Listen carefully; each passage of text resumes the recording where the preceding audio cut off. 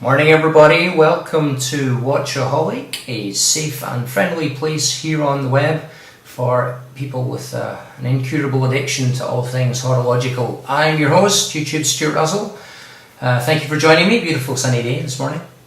I wanted to talk a little bit in this video about how I got into watches as a hobby. Every hobby has its history, every story has its genius. Every new hope has its Phantom Menace. Okay, that's a terrible example. Rogue One. Every new hope has its Rogue One. It's better. And for me, it all really kind of kicked off about 14 years ago. Well, actually, before then. So when I was 16, when I was 16, I wore a watch, but I wore it pretty infrequently. I played quite a lot of sport at the time. I was playing a lot of tennis and didn't really wear a watch or have that much of a need for one. But when I turned 16, my parents suggested that I should get myself a decent watch as a present for my birthday. So we went to go and visit a friend of my father's who owned a small independent jewellery store up in Scotland where we were living at the time. And I had a look around and very quickly chose a watch as a present, and I have it here. I showed it to you very briefly in the previous video, but this is a Citizen watch. If you can see that there, it's bimetal, so it's stainless steel with gold accents on the metal bracelets. There's not really a bezel on it, but there's some gold accents on the dial. And this was a remarkably blingy choice, I think, for a quite reserved 16-year-old as I was at the time. But I wore this watch pretty faithfully every day through a whole number of battery changes because it's a quartz watch, so it's battery powered. And I wore it all the way through until I was 29 and a bit. And when I was 29 and a bit, the watch basically it gave up, and I took it to a jeweller's and said, can you replace the battery, because I assumed it was just an issue with the battery. But they told me that it wasn't really going to be repairable.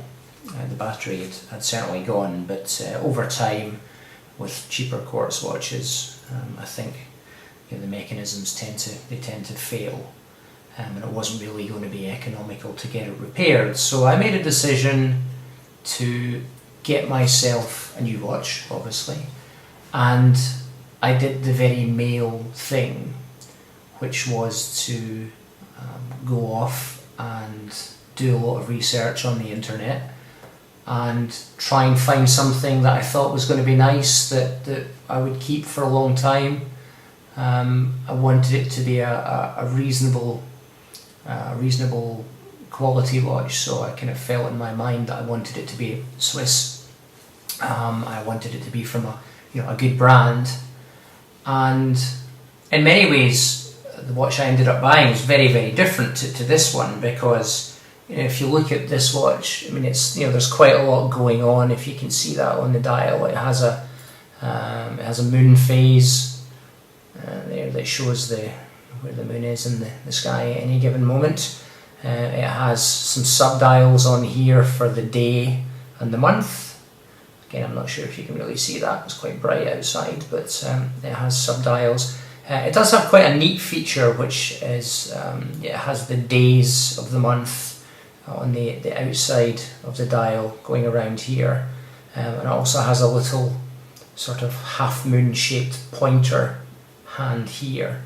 And obviously, every time you get past midnight, this pointer hand clicks over one notch, so that it shows you the day of the month. That's quite a neat feature that seems to be making a bit of a comeback. Actually, most noticeably, the Swiss brand Oris have a range of big crown watches with a pointer for the date. So it's quite a neat feature. But there's quite a lot going on in this watch. It's quite a complicated dial. It's not particularly big size in terms of a watch, but then again I have wrists that would embarrass a ballerina, so For me at the time, it was fine, but subsequently I started to go to the gym and put a little bit of weight on. So I was looking for something quite different to that particular watch. And I did the very male thing, as I said, of going off and doing a lot of research to try and see what I might like. And I ended up with a short list of 4 watches, and I really couldn't fundamentally put distance between either of those, any of those four watches. They were very different in terms of their design. One of them was very sporty, the other one was far more dressy. The two remaining ones were, one of them was more like a kind of pilot style kind of aviator watch, and the fourth one was probably more on the dressy side again. So I couldn't really put a metaphorical cigarette paper between those 4 watches. I liked them. They were very different in look and style, but I liked them all equally, just for different reasons. So I then made a decision. I made a conscious decision that I was going to buy one of them, and I would then, over the next couple of years, try to acquire the other 3 as I went along, which is really what I did. So, one, over the next 4 years, next 2 years, one watch became 2, became 3, became 4, and as I got more into watches, I saw more things that I liked, different designs, different brands that appealed to me. So I just ended up kind of carrying on beyond 4 to where I am today.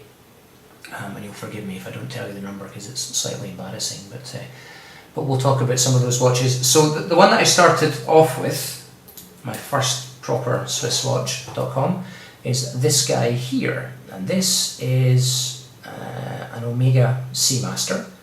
It is the full-size version, so it's 41 millimeters across in terms of the case, from one side of the case to the other. It's 41 mil.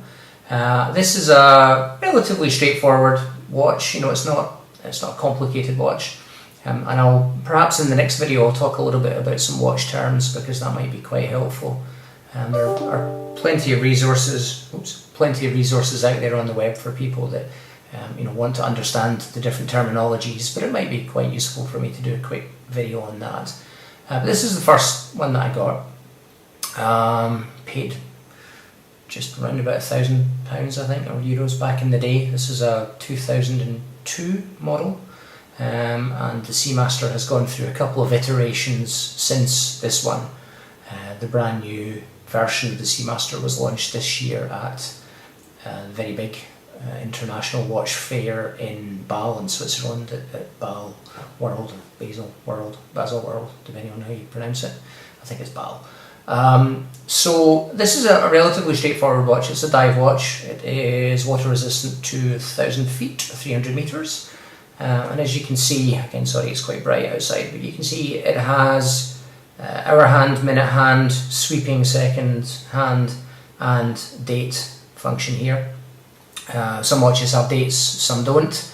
It's personal preference. Some of the watches that I have dates, and some of them don't have. It's what you like and you prefer. And this watch has been incredibly reliable. I've worn this very, very regularly. It's one of the watches in my collection that gets a very regular outing on the wrist. I like it. It's got a lot of sentimental value to me. It's taken a few knocks and bumps over the years. There's actually, you probably can't see it on here, but there's a little bit of a chunk that's missing from one of the lugs here on the side of the case.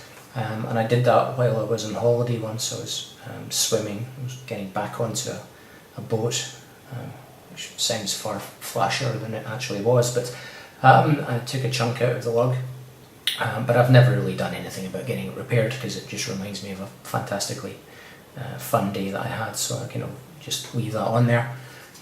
So this was the first one for me. This was the one that really sort of got it, got the collection going. This was when I started to get bitten by the bug.